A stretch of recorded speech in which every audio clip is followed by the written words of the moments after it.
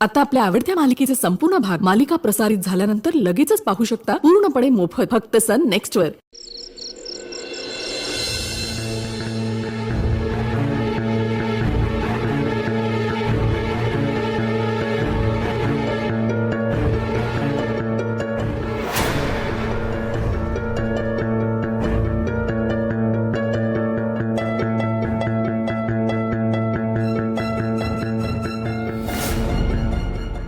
नील, तू इथे माझ्या बेडरूम मध्ये तुला कोणी येताना बघितलं नाही ना आतमध्ये? अरे काय वेडेपणा आहे नील, तू काय? प्रिया अगं तर मी तुमच्या वॉचमॅनची नजर चुकवून कसा बसा इथपर्यंत आलोय आणि तू मलाच वेडा म्हणते। हे बघ तुझी हिम्मत वाढत चालली आहे आता।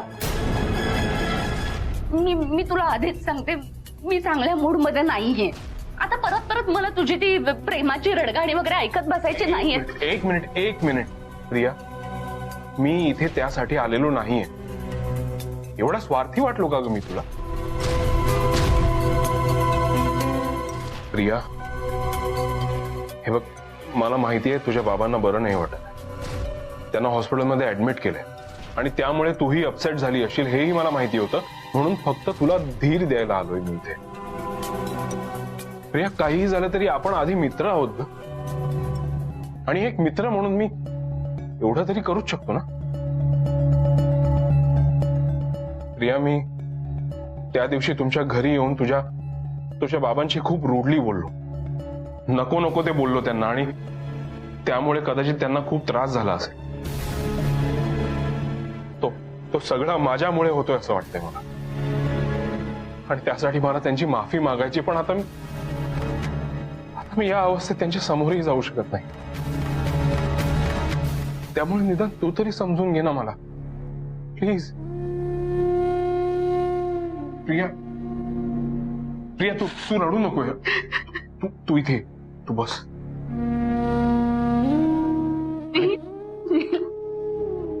खरंच मला खूप त्रास होतो रे, हे सगळं ना फक्त माझ्यामुळे झालं।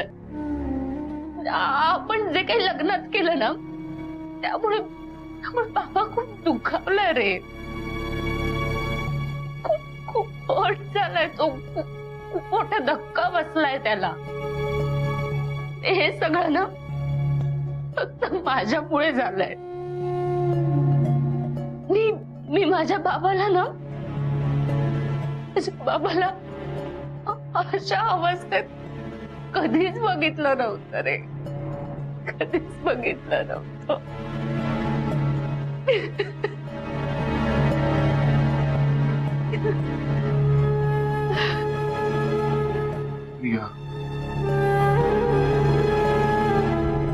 प्रिया प्लीज शांत हो। हे बघ, काही नाही होणार बाबांना, बाबा नक्की बरे होतील, लवकरात लवकर बरे होतील। तू प्लीज रडू नकोस ना। प्रिया तुला कुठल्याही प्रकारचा त्रास झालेला मला बघवणार नाही खरंच, आणि हे बघ तुझ्या प्रत्येक दुःखात मी तुझ्या सोबत उभा असेल, विश्वास ठेव। नील, माझ्या बाबाला काही झालं ना तर मी नाही जगू शकणार अरे। असं नको बोलू, मी खरंच नाही जगू शकत, बाबाशिवाय नाही जगू शकत। काही नाही होणार।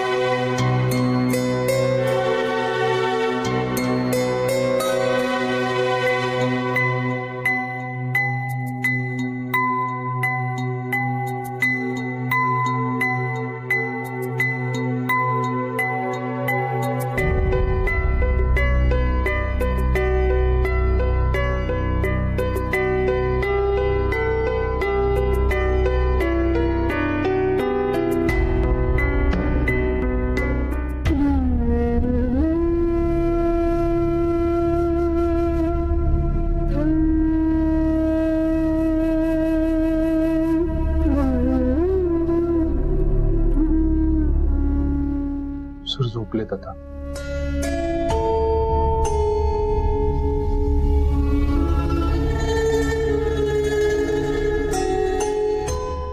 सगळं काय होऊन बसलं ते.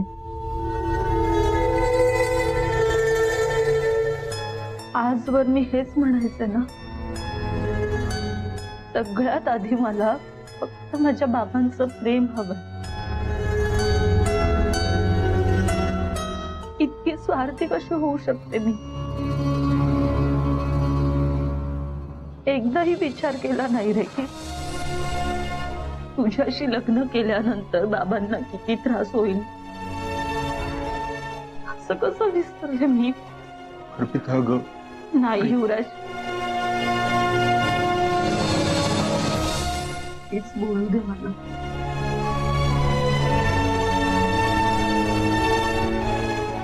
आपलं ठरलं होतं ना, आपल्याबद्दल आपण बाबांना जे ते सगळं खरं सांगायचं. पण आता तसं नाही करता येणार. म्हणजे खोटं भागायचंय आता त्यांच्या समोर.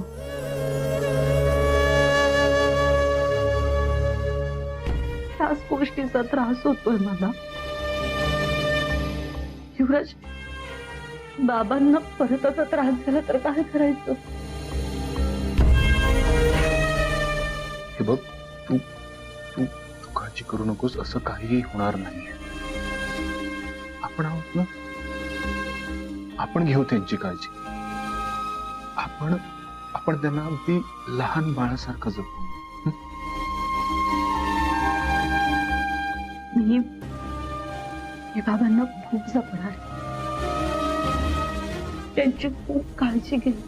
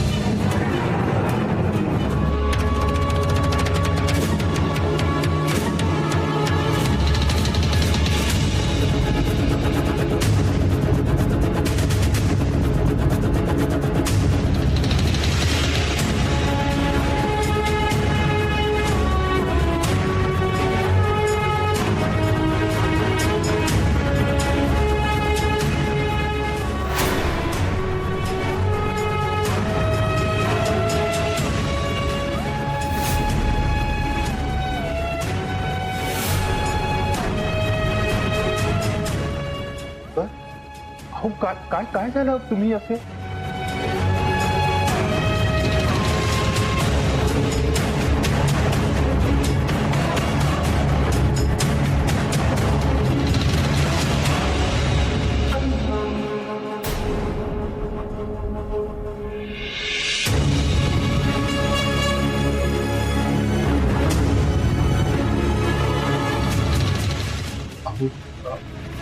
सर, मीच वाटत धरला होता.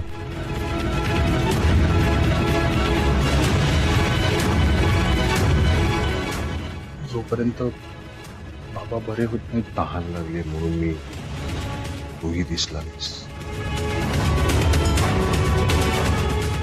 हो सर, या ना आता, मी आणतो.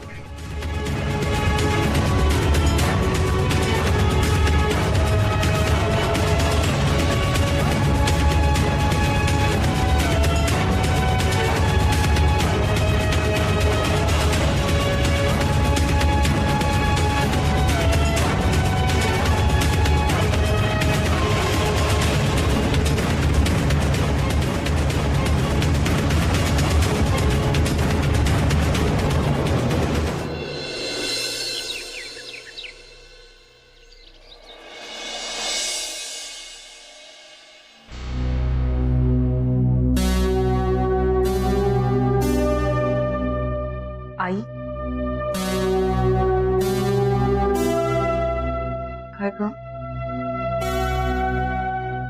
मला वाटलंच तुम्ही इथे असाल. काय करू मी वसुधा? माझा गौतम इतका कणखर आहे, तो असा कसा झाला ग? त्याच्या तब्येतीमुळे मला चैन पडत नाही. खरं तर अर्पिताचं लग्न झाल्यानंतर मी खूप आनंदात होते, पण त्यानंतर घरात जे जे काही घडतंय ते बघून मन शांत कसं राहील माझं? आई, सध्या जी घरात परिस्थिती आहे ना, त्याच विषयावर मला तुमच्याशी बोलायचं होतं. म्हणजे खरं तर तुमचा सल्ला हवा होता. बोल ना. आई, आमच्या गावी ना एक गुरुमाई आहेत. त्यांना भविष्य पाहण्याची सिद्धी प्राप्त आहे. म्हणजे आजपर्यंत त्यांनी जे जे काही सांगितलंय ना, ते ते अगदी खरं ठरलंय. मला असं वाटतं आपण त्यांना जर इथे बोलावलं तर. मी माझ्या भावाला विचारलं त्या कुठे, तर तो म्हणाला सध्या त्या आमच्याच गावी आहेत. म्हणजे माहितीये मला की गौतम भाऊजींचा ह्या सगळ्यावर विश्वास नाहीये, पण एकदा त्यांना बोलवून बघायला काय हरकत आहे? हो, बोलवूया ना. आणि त्यांना गौतमच्या तब्येतीबद्दल विचारूया, आणि घरात सुखशांती कधी येईल हे पण विचारूया. मी लगेच भावाला फोन करून सांगते. हा, आलेच. आई, तुम्हाला आणखीन काहीतरी सांगायचंय मला. काय ग? म्हणजे महत्वाचं आहे हे.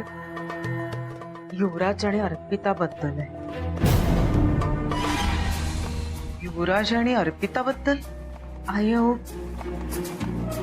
खरं तर हे सगळं आम्हाला गौतम भाऊजींना सांगायचं होतं, पण आता परिस्थितीच अशी नाजूक झालीये की त्यांना सध्या तरी काहीच सांगता येणार नाही. आयो, ज्यामुळे या घरात सगळे गैरसमज निर्माण झालेत ना, ते कारण तुम्हाला कळलं पाहिजे. त्या दोघांबद्दल असं काय आहे की जे मला माहित नाही? ज्यामुळे या घरात सगळे गैरसमज निर्माण झालेत ना, ते कारण तुम्हाला कळलं पाहिजे. त्या दोघांबद्दल असं काय आहे की जे मला माहित नाही? आई, खरं तर युवराज आणि अर्पिता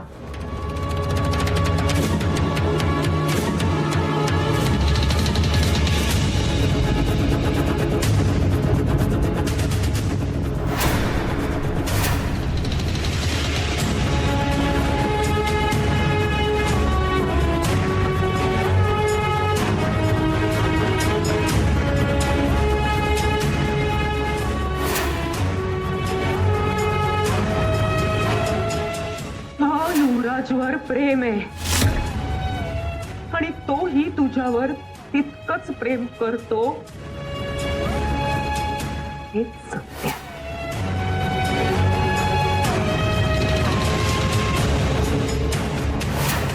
तू जर ह्यातलं घरात कोणालाही काही सांगितलंस ना, मी कायमची आई जवळ निघून जाईन.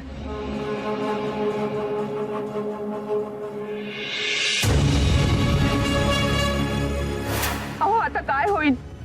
माझ्या युवीशी कोण लग्न करणार आता? तुमच्या मुलाचं जे लग्न ठरलं होतं ते ठरलं होतं गौतम जहागीरदार यांच्या मुलीशी.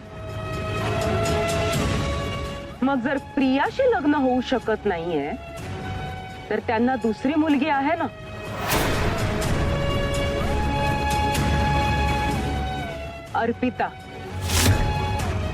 अर्पिताशी लग्न होऊ शकेल, अगदी ठरल्याप्रमाणे.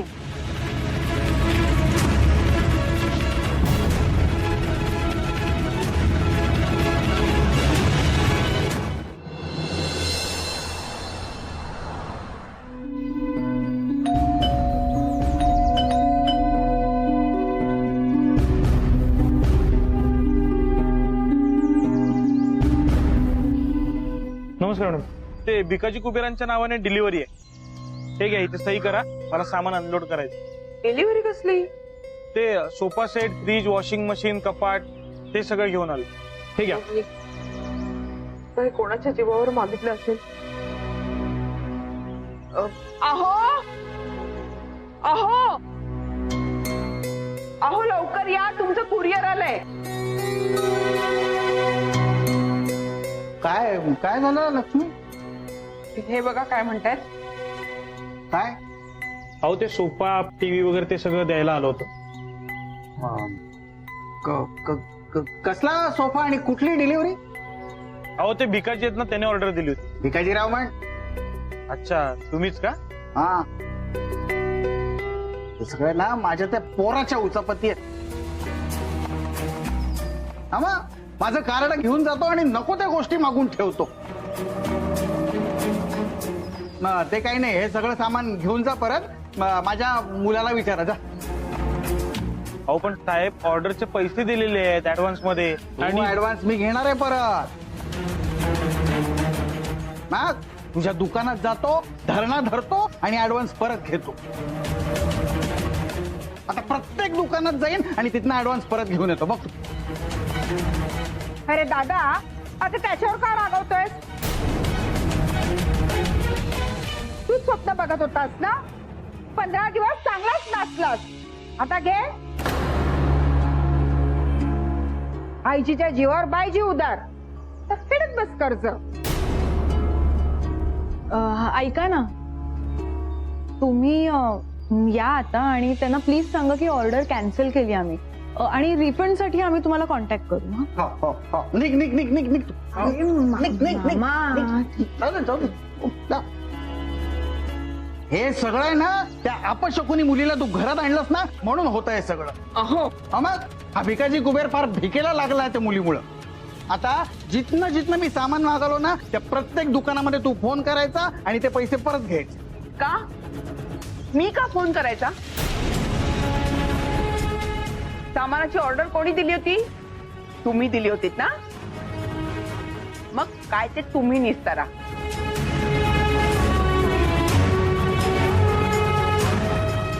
बघितलं, हे सगळं त्या अपशकुनी मुलीमुळे होत आहे.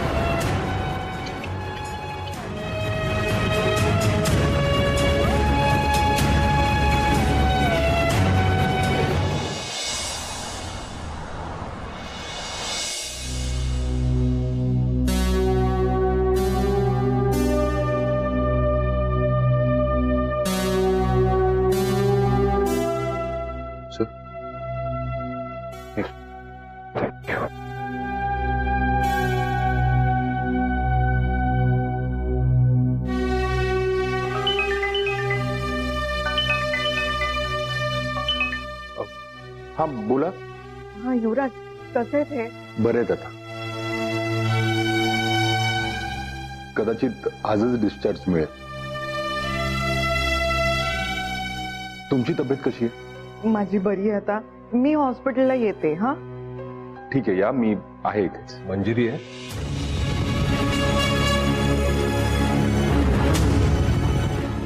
मंजिरी आहे का? तिला म्हणाव इकडे यायची काही गरज नाही.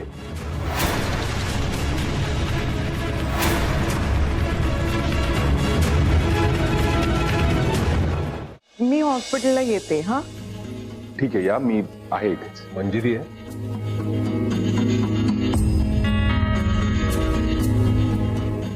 मंजिरी आहे का? तिला म्हणाव इकडे यायची काही गरज नाही.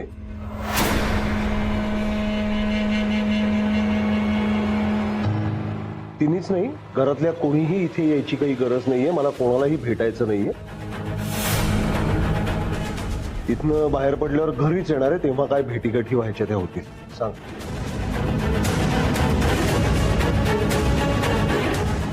हो हो सर, मी त्यांना निरोप देतो.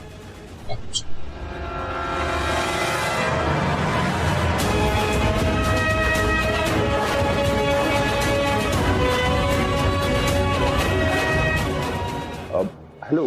हा हा आई. हो, सर म्हणत होते की तसंही कदाचित त्यांना आज डिस्चार्ज मिळणार आहे. तर तुम्ही इथे यायची दगदग कशाला करताय ना?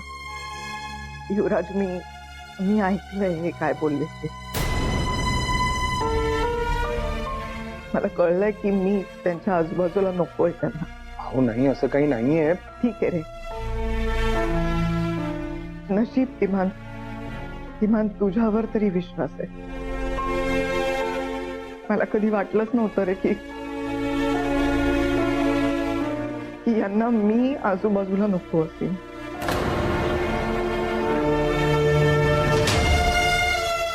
खर तर सर खूप दुखावले गेले.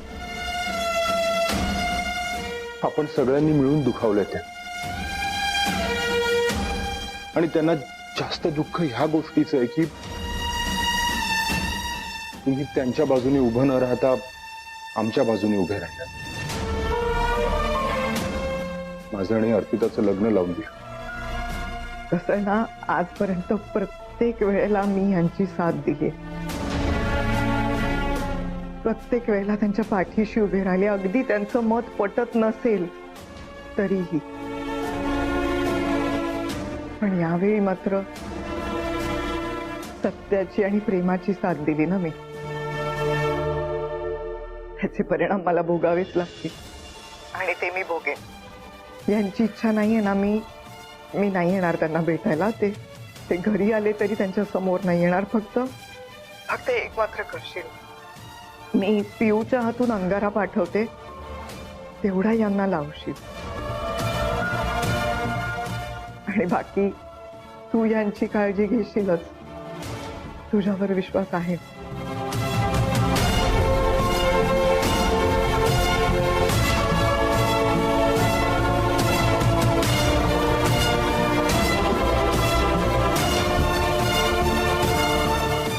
मला ना वाईट वाटलंय खूप खूप.